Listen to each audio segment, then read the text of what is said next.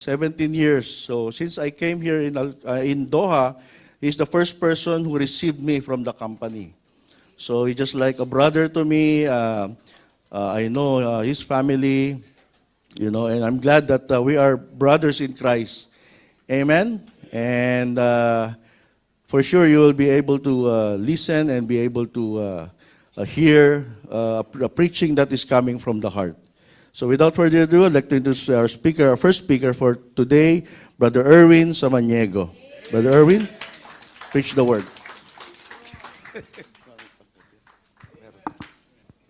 Morning. Nakinginig ako.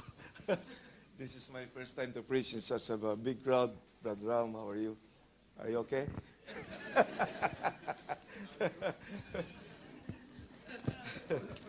Really, I'm nervous. But I'm not new in the preaching, but really, this is the first time to preach with such a big crowd like this. And then I told my wife, when Pastor told me, and Brother Arby, he told me, Erwin, prepared.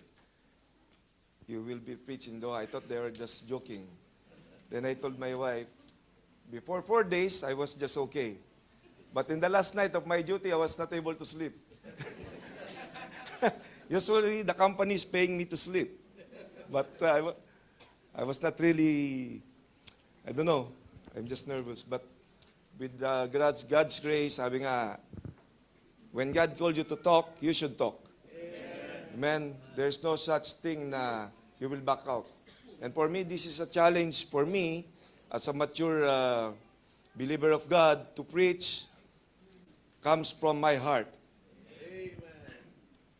So may we all please stand up and we open our Bible in 1 John chapter 4, verse 7 to 12. We will read it alternately. I will read the first verse, and on the last verse, we will read it all together. Are you all there? 1 John chapter 4, verse 7 to 12. Verse 7. Beloved, let us love one another, for love is of God, and everyone that loveth is born of God, and knoweth God.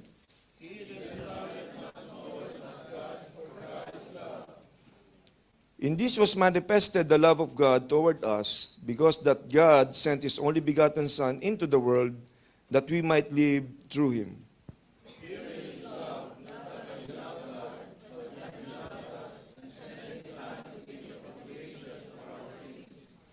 Beloved, if God so loved us, we ought also to love one another. All together now. No man hath seen God at any time. If we love one another, God dwelleth in us, and His love is perfected in us. Let us all close our eyes in prayer. Dear Lord and Heavenly Father, thank you, O Lord, for this wonderful day that you are given to each and every one of us, O Lord. Thank you for bringing us here safely, O Lord, to worship you in spirit and in truth, O Lord. Lord, we ask for your guidance, O Lord. We ask for the protection of this place, O Lord, so that nobody will disturb us until we finish our service today, O Lord. And also, I'm asking also for, Lord, to please use me as an empty vessel, O Lord. Give me wisdom, O Lord, for me to be your mouthpiece, O Lord. And I pray also, Lord, for you to give wisdom to our fellow brethren, O Lord, so that we may understand the message that we'd like to give to each and every one of us, O Lord. In all these things we pray, in the mighty name of Jesus Christ, amen. May we all please be seated. So, my topic for today is about love. As we know, it's still February, and this is the last day, tomorrow is the last day of February, so it's still considered love month. Actually, this preaching was, I preached it last Feb 13. And Brother Mike told me, Brad, use the same preaching that you preached for us. Kasi siya example ko dun eh. Siya model ko dun eh. That's why he's asking me to preach it again. And I prayed to God, Lord, please, if that is the message that you would like to use, then please be it. Then I prayed. Then I prepared for another topic, but this message is really, God wants me to talk, wants me to preach. And by the way, I'd like to congratulate also Engineer Athena, freshly engineer, aeronautical engineer. Proud daughter of Commissioner Ferdy. and Sis Almira. Okay? So, love is marketed, posted, and sung about. Second slide, please. Where will I look? Right. But the world often describes love as an emotion, attraction, or what makes me feel good. The Bible gives us much deeper definition. Today isn't about romance alone. It's about the kind of love that changes lives.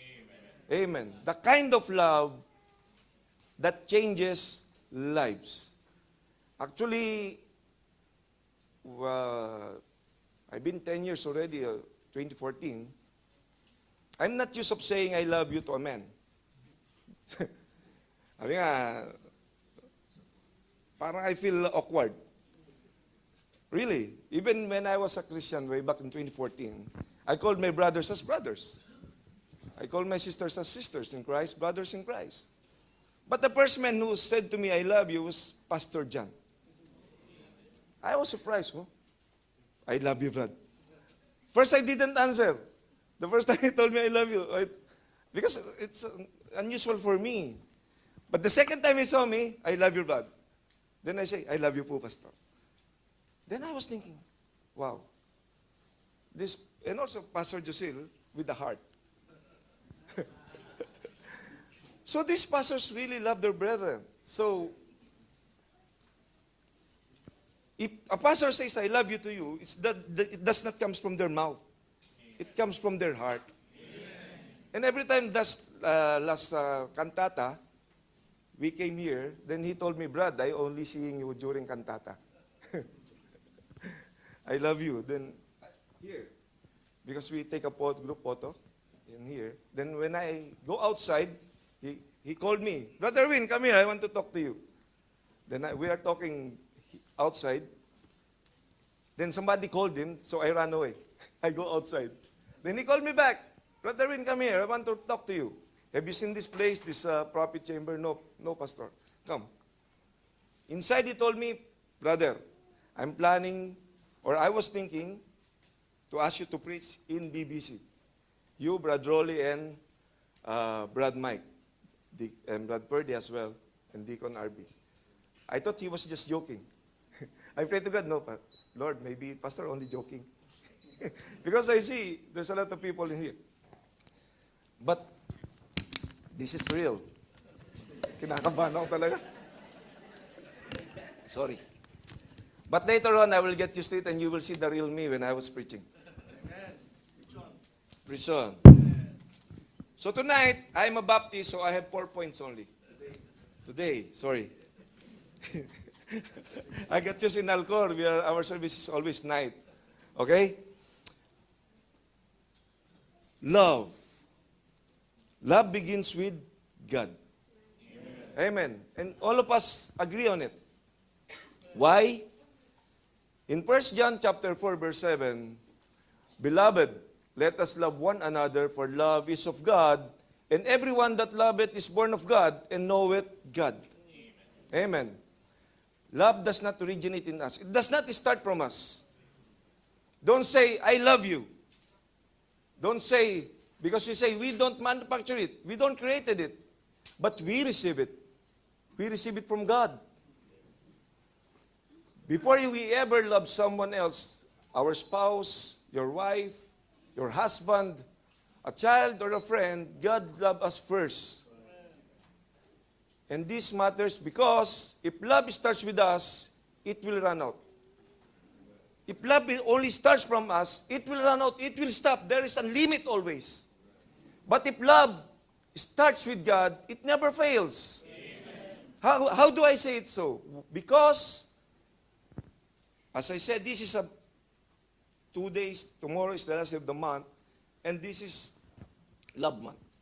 For the sweetheart, husband and wife, boyfriend and girlfriends, nowadays you will see there's a lot of, divorce. There's a lot of separations out there. And they say, I'm not happy anymore. I'm run out of love. Because that love doesn't start from God.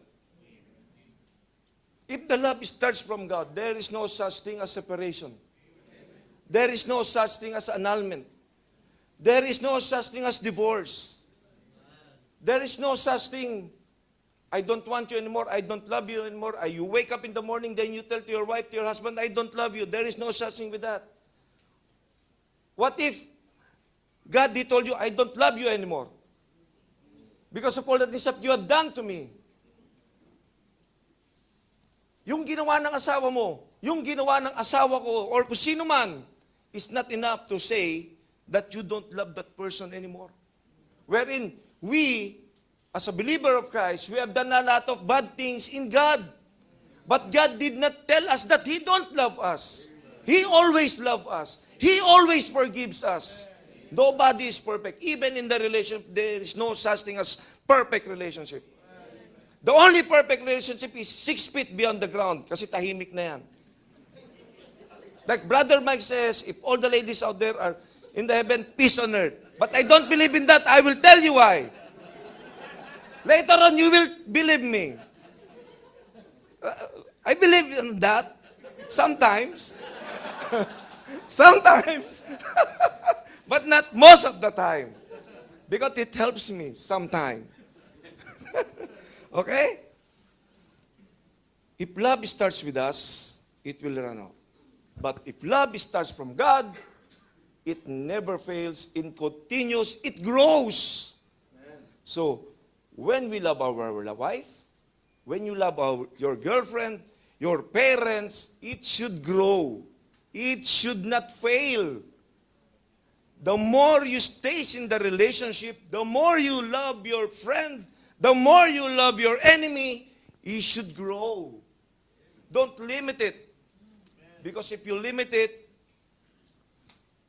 there is no maturity. Amen? Second point. Sabi ni Pastor, 45 minutes. But I will make it 46 minutes. Love is proven by action. John chapter 15, verse 13. Greater love had no man than this, than a man laid down his life for his friends. Biblical love is not just spoken, it is demonstrated. God didn't just say, I love you. He showed it at the cross. During the cantata, I remember Pastor John, he uses 3 illustrations. Jesus Christ in the middle. He was nailed on the cross for us. Because He loved us. And that is the greatest sacrifice. If I tell you, Brad Mike, I did something wrong. And they want me to be nailed in the cross. Then I ask them, can I ask my friend to do it for me? Then I will tell you, Brad Mike, you do it for me. They will nail on the cross. With diaper on. Joke only.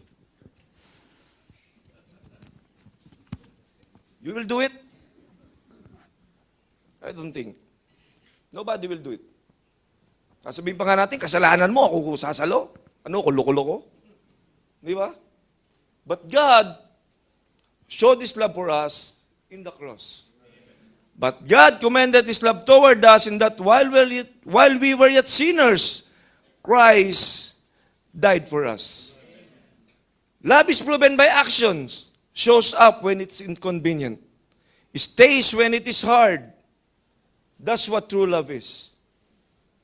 Don't say, I love your wife, I love your husband during the time when we have money only. But when we don't have, we are fighting. There will be struggle in the house. There will be war in the house. The more that we don't have, it makes the relationship strong. Like I tell you one story, when me and my wife always tell me, Daddy, don't give me as an example. Then what will I do? I will put another girl for example. You are my wife. What example will I give? Offers you. So when we and my wife started, we are 0. We don't have anything. Sabi niya nga, ngayon na meron ka na, iiwan pa kita, nung wala ka nga, sinamahan kita. Ano ako? Meron ka ng kagwapuhan. Shows up when it's inconvenient. Sinabi ko, during my preaching, a relationship is not always for the convenient things. The relationship does not define how much money in your wallet is, how much money in your ATM, the kind of job that you have, the salary that you are getting every month does not define the love. But the love defines how you and your wife or your family stays when there is hardship. Because it makes us strong. It stays when it's hard, shows up when it's convenient. Very easy to say, but it's hard to do. I put an example, Carla Abellana, sabi nga ni Sis Jeng, updated si Brad sa showbiz. Carla Abellana, you know it, she got married, then after a month or less than a month, they divorce. They say they're or I don't know what's the reason is. Then, again, they get married. Then the priest will say, stay for richer or for poorer, in sickness and in health, till death do us part. But now there is no only for richer, but not for poorer. Only in health, but not in sickness. But for us Christians, we must live by that. In sickness and in health, till richer or for poorer, till death do us part. Amen. Same with God. In sickness or in health, in richer or for poorer, God stays with us. He don't leave us. I remember during the time of 2006, I told myself I will not apply to work abroad. Because I have a stable job in the Philippines, in the Bureau of Fire Protection Government Service. I can work there until 56 years old. But I don't know for what reason, I have a business there. Nagtitanda ako ng baboy. I'm selling in the market, chicken and pork. Then nalubog kami sa utang. I don't want to be hypocrite in front of you guys. Then we have a lot of debt. Then if I stay there, I was not be able to pay. So I applied in Rasgas before. Then slowly, we paid all our this one. But I was a Bible reader. And Brad Mike knows about this. I am a Bible reader. I read the Bible from cover to cover. Naging Bisaya na, cover to cover.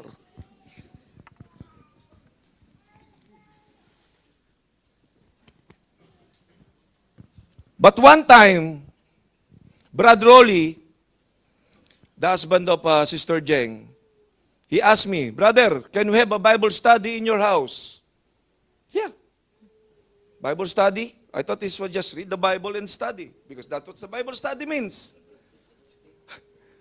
I was not that serious because I'm reading the Bible, and I'm confident that I understand the Bible. Even my wife is telling me every night, Daddy, why you read the Bible? She don't believe. But I read it in my mouth, but not in my heart. There is no presence of Holy Spirit of God. And I don't even understand the verses in it. I just read it. Then when Brother Dolly asked me, okay. Then one preacher came, he asked me, brother, when you die, where you will go? I told him, I will know it when I die. Yeah, really. I will know it when I die. How will I know it? I'm still alive. But if you are in hell, you will have the chance to go to heaven. They will pray for me. Who? Who they? My family. Because there is purgatorio. Maybe I will be in the purgatory. Or in the rainbow. Rainbow, slide. Di ba sabi nga, nandun ako sa rainbow, pa-slide lang. No, brother. You should know. Then I told him, I'm reading the Bible, cover to cover. But have you read Ephesians chapter 2, verse 8 to 9? Maybe. Then he read it for me. Then that's the time I was saved. Until now, by the grace of God, I'm still here standing in front of you. So to make the long story long, kala niyo short, ha?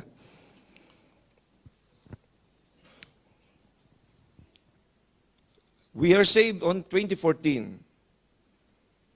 Then after that, 5 years, until the pandemic came, we stopped. We stopped. We stopped attending the church. But, in my house, I am the pastor. Yeah, I'm not afraid to say to you.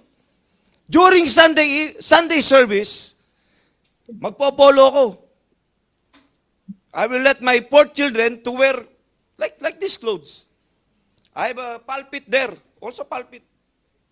I put up the Bible. We will do the service in the house. For 1 year. For 1 year. We have the Bible reading, like a normal service. But in my heart, still empty. But one time, Miguel, the son of Brother Mike, asked my son, Cedric, to attend here in BBC. Because Brother Mike that time is also already attending here. I don't know about BBC. Then Cedric, he will ask me, Daddy, can I go to Doha? Okay, for what? I will attend the service, BBC, Perean Baptist Church. Okay, attend. For 1 year.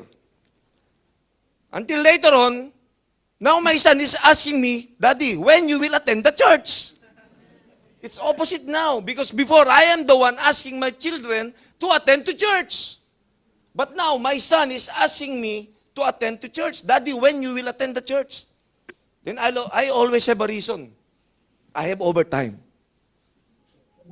Even I don't have. Because I don't want to. And I think all of you, mostly all of you knows my son Cedric. For 1 year, he is attending here. Then one time, Brother Mike asked me to attend to Alcor, to Pastor Josil, anniversary, December, right? I only attended once. Then I never come back again. I'm hard-headed. Then I still continue my service in the house. I'm the pastor. Pastoral lang. Ay, mga false pastor, ako yun eh. Before.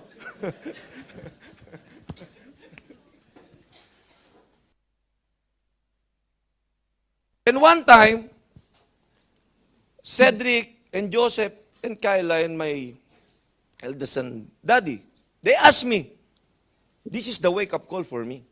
They asked me, Daddy, we are not attending our previous church. You are not attending any church. Where are we now? Where do we belong? I told them, EBC, Erwin Baptist Church. Kala nyo ha, kayo lang ha. Meron din ako, Erwin Baptist Church. No, kidding aside. I told him, I don't know. Then I prayed. I told God, yeah. Then that's the time. I don't know that Brother Mike, he put in the prayer list about the family of Samaniego, Manansala, and Publico here to bring back to church these families. Because we were before in the church, because I told you, these people, before we attended the like this worship, we are friends before. So we are not just only church brothers and sisters, but we are really, really friends before. So God uses Brother Mike to bring us back. Kasi sinasabi ko, pag anak ka ng Panginoon, di ka niya hayaang pag-gala-gala. If you are really the child of God and God loves you, He will not let you to stray.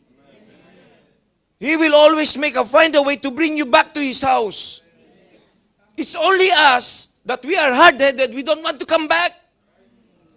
That's why, ang nangyayari, napapahamak tayo sa katigasan ng ulo natin. Come to think of it, if I did not go back to church, where am I now? I have a lot of stories later on. I will tell you again. Number 3. Love is a daily choice. I think I don't need the mic. I can shout on you even for 24 hours. Love is a daily choice. 1 Corinthians chapter 13, verse 7. Charity suffereth long and is kind. When we say charity in the Bible, it talks about love. Love suffereth long. I will tell you, there is a message here. This is a love advice for the husband and the wife, for the girlfriend and the boyfriend, and for the friendship. It's written here, if you will notice it later on. Love suffereth long and is kind. Love envieth not. Love vaunteth not itself, is not puffed up, doth not behave itself in simile, seeketh not her own, is not easily provoked, thinketh no evil. Rejoiceth not in iniquity, but rejoiceth in the truth. Beareth all things, believeth all things, hopeth all things, endureth all things. Amen. Next slide, please. This passage is not often read at weddings. It's often read at weddings, but it's meant for daily lives. Love is what? Patience when you'd rather be angry. Kindness when you feel ignored. Forgiveness when you've been hurt. We cannot live out this kind of love without staying connected to Christ. Patience when you get angry. When you are angry, it's hard to be patient. When you are angry, it's hard to stay quiet. You want to say it loud that I am angry with you. Kindness when you feel ignored. Forgiveness when you've been hurt. When we are hurt, it's hard to forgive. Especially the ladies. Now I heard a lot of smiling out there. Especially the ladies. Even though we did it for 10 years, until now you remember it. I don't know why you have this memory. It's a God talent, maybe God-given talent. The computer may stop, but the memory of the lady will stay forever. Especially when you are fighting. He will tell you from the very first day I met you, you did this to me, you did this to me. You ask the time, he will give you the time. I don't know why. Forgiveness when you've been hurt. Look at this. In Hebrews chapter 8, verse 12, can you flash it out, brother? This is the answer. That you must forget when you forgive. For I will be merciful to their unrighteousness, and their sins and their iniquities will I remember no more. Amen.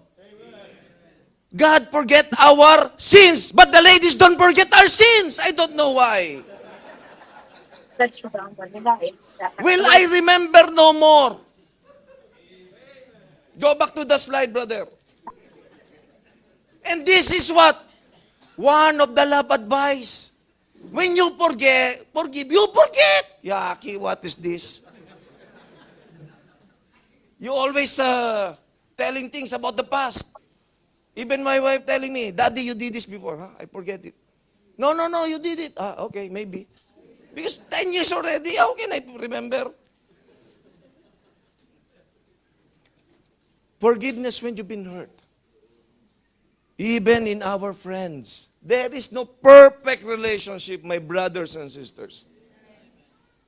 Don't pray for perfect relationship. There is no such thing as perfect relationship. Even pastors and its members, a husband and a wife, a friend to each other. Even when you are married for 30 years, still we are fighting. Si Python. Naging in chicken. Kanina Bisayan.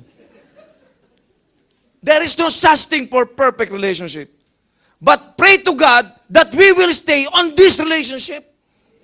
Don't pray for perfect relationship. God will never give us a perfect relationship. The only perfect relationship is what? The relationship between us and to God alone. That is the perfect relationship. Why? Because God will never leave us. God will never forsake us.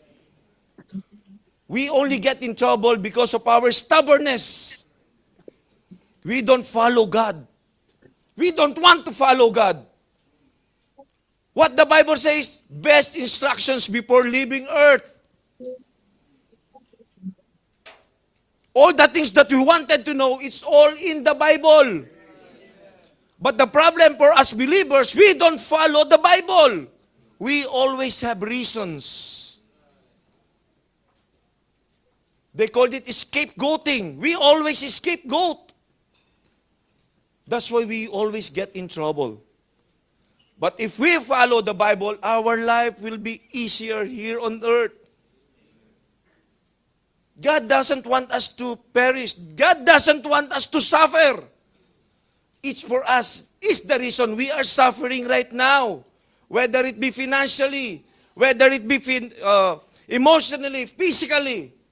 It's all about us. It's not about God. Don't ask God, God, why are you doing this to me? No. But thank God, He's doing it to you, to us. Because He has the reasons. That comes, faith will come. Faith, when you are staying, that you don't know what God's reason that He's doing it to us.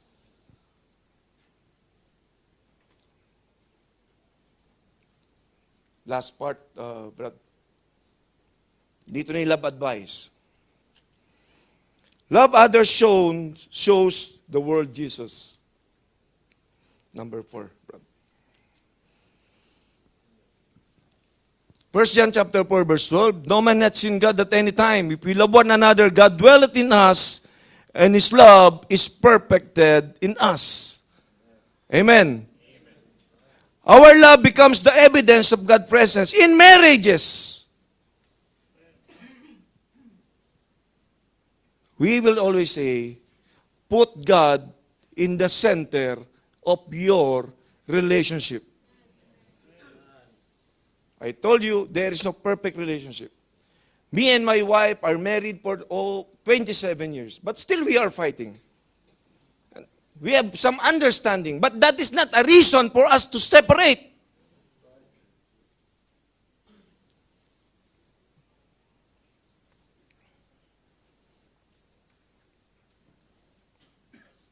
In marriages, don't only love your wife. Love the people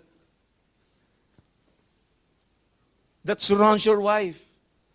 Your mother-in-law, your father-in-law, his brothers and his sisters, everything. Ako yan ang ginawa ko eh. I love my father-in-law, I love my mother-in-law. You know anti-venom? My wife is laughing now. Anti-venom. When the snake bites you, they will put anti-venom so that you will survive the snake bite, especially for cobra or king cobra. My mother-in-law is my antidote. I will tell you the story. This is the real story. 2 times, my mother-in-law is my antidote. If not with my mother-in-law, I'm the dead person right now. Bitinin ko muna kayo. Inom lang ang tubig.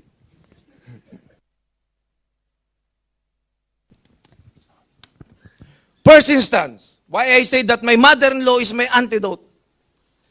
Before I was high blood. 3 nights I'm eating tocino. Pork tocino. Then the pot, with the oil, I put the rice and mix. I eat. Very good. Put it in the vinegar. Voila. Nice. First night. Second night, I told my wife, Mama, cook again. She cooked. Third night, Mama, tocino again. I don't know that my blood pressure is all shoot up. I only remember I was washing my hand in the faucet. In my mind, I'm calling her, Mama, Mama. But I did not notice I already collapsed.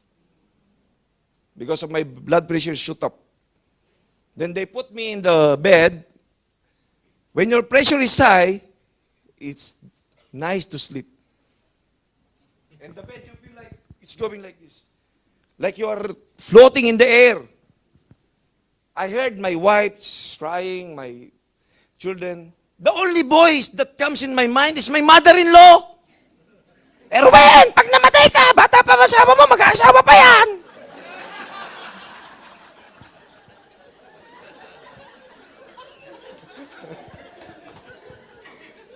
In English, my mother-in-law told me, Erwin, when you die, your wife is still young, she will get married again. Oh, I opened my eyes. Oh, I'm afraid. Then they put something in my tongue, then I wake up. Then I think, oh, Lord, thank you for using my mother-in-law.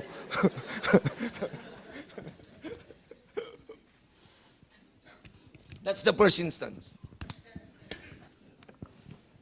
Then I bring her here in Qatar because I love my mother-in-law. I bring her here. We go grocery, seashore.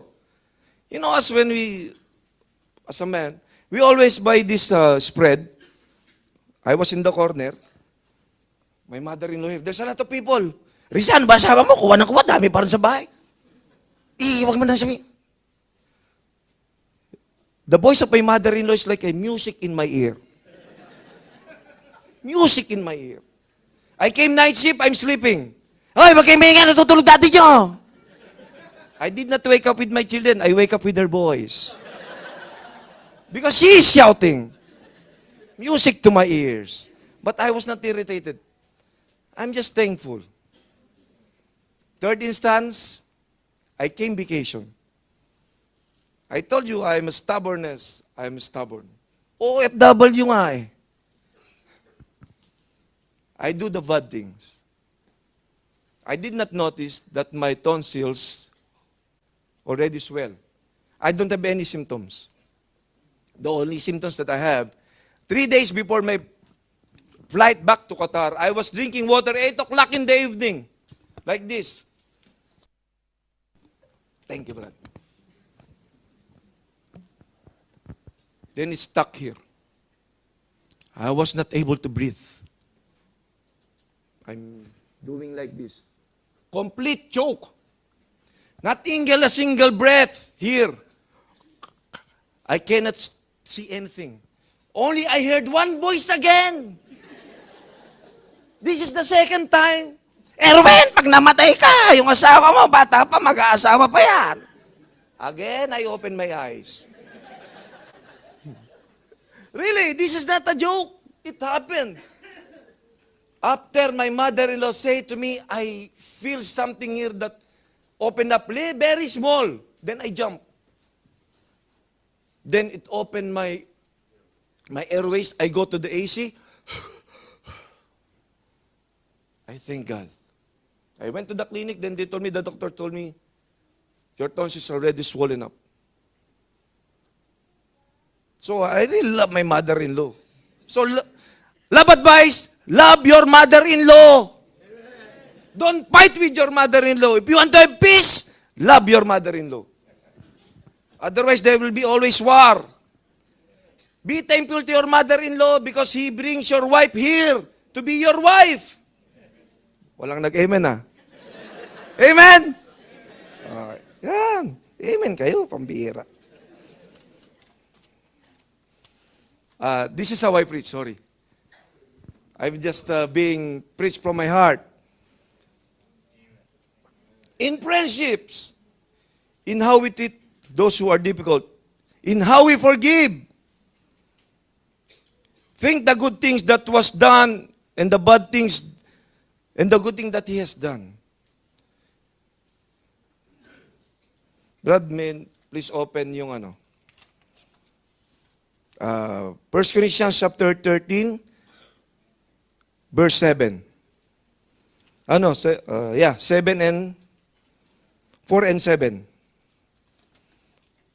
Ayan. Charity suffereth long. Love advice. Pagtiyagaan mo asawa mo. Suffereth long, oh. Hindi niya sinabing separate short. That's why when you have indifferences, you separate long. Ginusto mo yan eh. Niligawan mo yan eh. Di ka naman pinikot. Then nung nakilala mo ugali niya, iwalayan mo? No, separate long oh. Sabi ng Panginoon, you suffer long, not suffer short.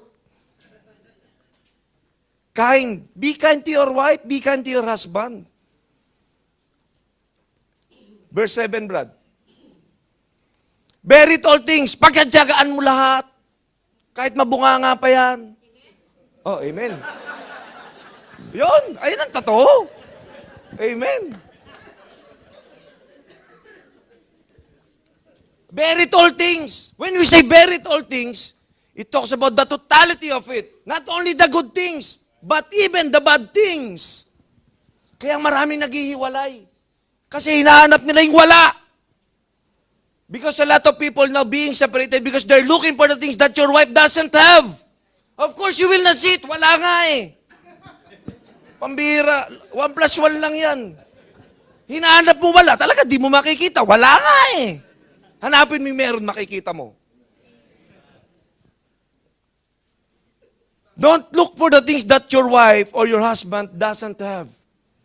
But look for the things that your wife and your husband and your friend have. And be thankful for it. And don't ask God to change the person. God, please change my wife, please change my husband. No! You cannot change him, but God can change her. Kung hindi binago ng Panginoon yan, pagtsagaan mo pa rin. Is that the reason for you to leave your wife and your husband? No! That's why we, as a Christian, we don't believe in divorce. We don't believe in separation. We don't believe in annulment. Because God, pag pinagsama ng Panginoon, Panginoon lang ang pwede maghiwalay dyan. And what is it? Death.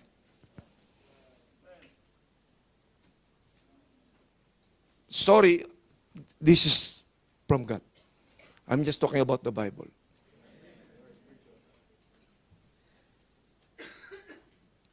When you are so angry, don't look about the bad things that He has done for you. But look on the good things that He has done to us. Whether it be your husband and your wife. Because if God so loved us, He has all the reason for us to leave us. Because of our stubbornness. Tapos nagkamali lang asawa mo, hindi walayan mo na. Eh, ikaw nga, dami mong kasalanan sa Panginoon, di ka iniwan ng Panginoon eh. That is only scapegoating. Look for the things, what they did to us good. Because if you will keep on looking on the bad things, you will not move on. Forget about things. Okay. Conclusion. Sarap ng ngiti.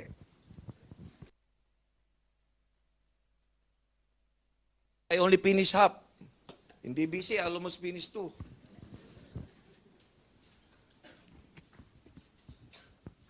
Lord, thank you for loving us when we are unlovable. We are not lovable. We are unlovable. Teach us to love as you love, selflessly, faithfully, and fully. Let our lives reflect your hearts today and always. While I was reading my everyday devotion in the mobile app, I read this one. Let me share it with you, my brethren. Galatians chapter 5, verse 14. For all the law is fulfilled in one word, even in this, thou shalt love thy neighbor as thyself. What a good verse. Love thy neighbor as you love yourself. The question is, how do you love yourself? We take care of ourselves. We even run, we even make jog, we make Zumba. Dancing here, dancing everywhere. Because we love ourselves. We take care of ourselves. The way we take care of ourselves is the way we take care of our fellow brethren. I'm always saying this to my wife. Pag galit ka, huwag kang magsalita. When you are angry, don't talk. Why? Because when you are angry, you are saying bad things to a person. And then, when you are cooled down, you say sorry. Sorry for what I have said. But already been said. You may be forgiven, but you hurt the person already. So the advice, if you are angry, just keep quiet, go to your room and pray. Kneel down to God. Lord, please, put a zipper on my wife's tongue, please, Lord. Or put the plug on my ear, Lord, please. No, that's only a joke. Let married couples remember, love is sacrifice. Love is always sacrifice. Of course, enjoy yan. May asawa ka eh. God gave it to us. Let singles remember they are fully loved by God. Let everyone remember the greatest love story ever told began at the cross. That's where the love starts. Last, Brad. Chocolate fades, flowers wither, cards are thrown away. But God's love endures forever. And this one gives me a reason. I never give my wife chocolate. Because it fades. I never give my wife flowers. Because it withers. I never give my wife card. Because it thrown away. It only thinks to one word. I'm kuripot. Really. I'm not joking. Nung nililigawan ko yan, panay may flower yan. Panay may chocolate. But when I became his husband, I showed the real me. No flowers, no cards anymore. But myself. That's what God also did us to us. God is not giving us all that we ask. But God is giving us all that we need. What a good verse. What a good thing to remember. God, let me rephrase it again. It is not from my topic, but it comes from my mind, from the Spirit. God did not give us what we ask, but He gave us what we need. A perfect example again. 3 minutes. I asked God to let me win lotto. Pastor, laughing again, no? Really? I am a lotto lover. I'm not hypocrite to say it. I just say it with my heart. When I go vacation, I use 500 to 1,000 every day to buy lotto ticket. Especially if the jackpot is 250 million. Oh, how I wish I win.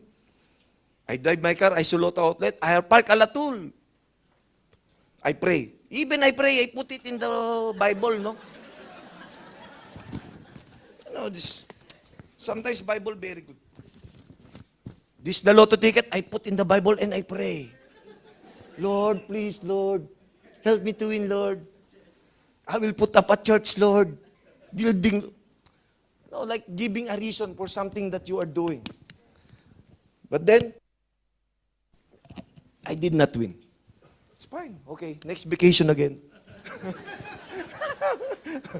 Next vacation again. Still, I did not win. Then my wife asked me, Daddy, why you want to win lotto? Pag nanalo ko, masaya ka din. Ayaw mo pa. No, joking. I told her, Ma, I want to start a church in San Antonio. I will buy a land, put out a big building. Like giving reason for self, what do you call it? Nagiging digahaman eh. Kasi paghahaman ka, you don't want to share. Yeah, like you are giving justification for your actions. But God did not give it to me. But He's giving me what I need. So, moral lesson, kaya ng loto, 20 pesos lang. Huwag yung 500, malaki mo siya. Joke only. Joke only, joke only. Don't put trust in that. Put to God. And lastly, ayun nga, we love Him because He loved us first. We don't say, God, I love you. No. God has all the right to say, I love you first before you love me. Even when you are not born, I died already for you in the cross. He was there. I remember my first preaching. Will you able to see your Son, the God, the Father, see His Son nailed on the cross for us, where we are not unlovable? What did He say? God, forgive them, for they did not do what they are doing, for they did not know what they are doing. But still asking for what? Forgiveness for us, because He loved us. And that's the kind of love that God has for us. And that must be the kind of love that we will see, that we might be able to use in our daily life. We love Him because God loves us first. Amen? Let us all stand up and close our eyes in prayer.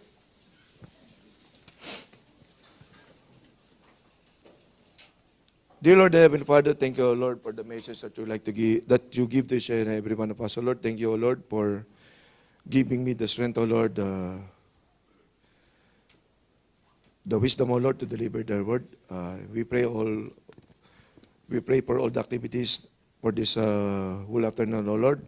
Please use all our members, O Lord, to stand in front of your puppet. Please use them faithfully and mightily, O Lord. In Jesus' name we pray. Amen.